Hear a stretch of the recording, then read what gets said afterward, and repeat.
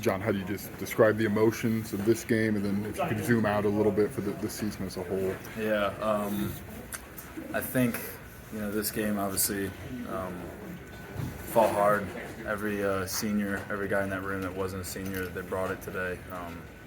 Just didn't come out. Just made too many mistakes on my end as an offense.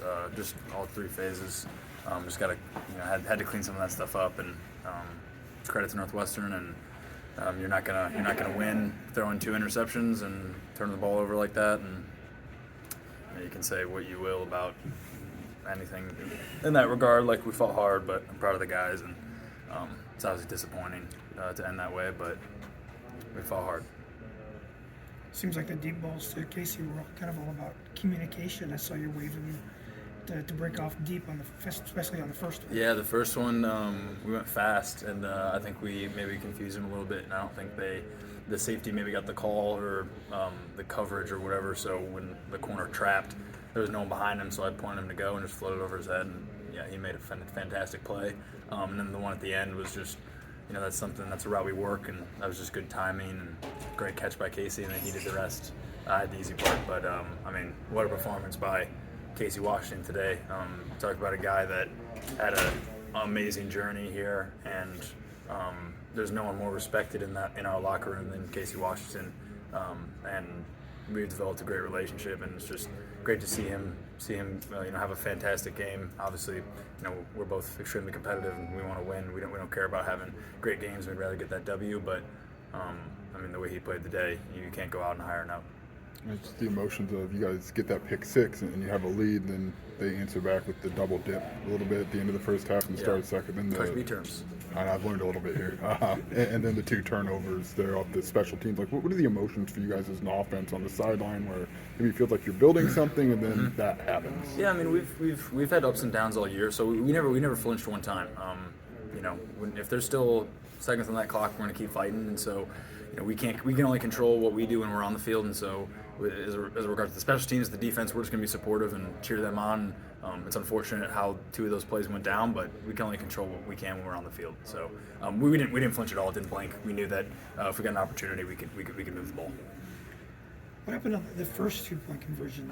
I think it was maybe a tip went off his hands. Yeah, that was the second one. The first one was also the tip that he caught. Yeah, and then the second one, just put it through too far behind him. I think we were just kind of on the perfect same page, just like the tempo that he was going to come out of that. And just threw it behind him. Got to put it on him. Got to give him a better ball.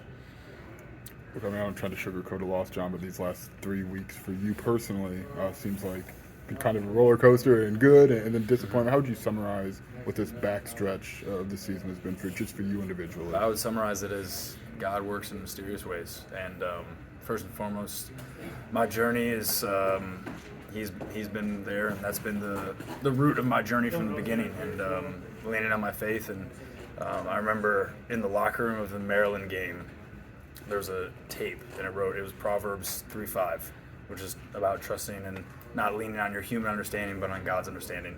And I remember that's just so eerie, just the place I was at, and halfway through the year, and like there were some things that aren't necessarily going my way personally, and like as a team, and just his blessing on these last 4 weeks of starting with the Minnesota game, and then having the opportunity to live out my dream and do it to the best of my ability is something I can't even put into words.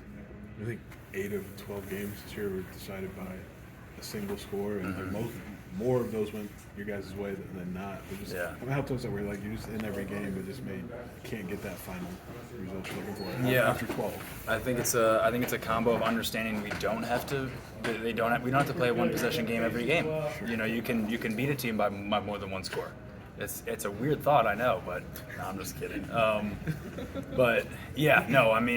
That it comes down to just situational football and just the little things here, the little things there. A bounce here, a tip pass here, a turnover there, and that just comes with discipline and being all on the same page. But we fought hard. We were prepared for all those situations, and one thing I can say about this team is there was never an ounce of doubt, and there was never a blink of an eye ever, and we had confidence in all those. So it's just, I guess, it's just how it's played out this year.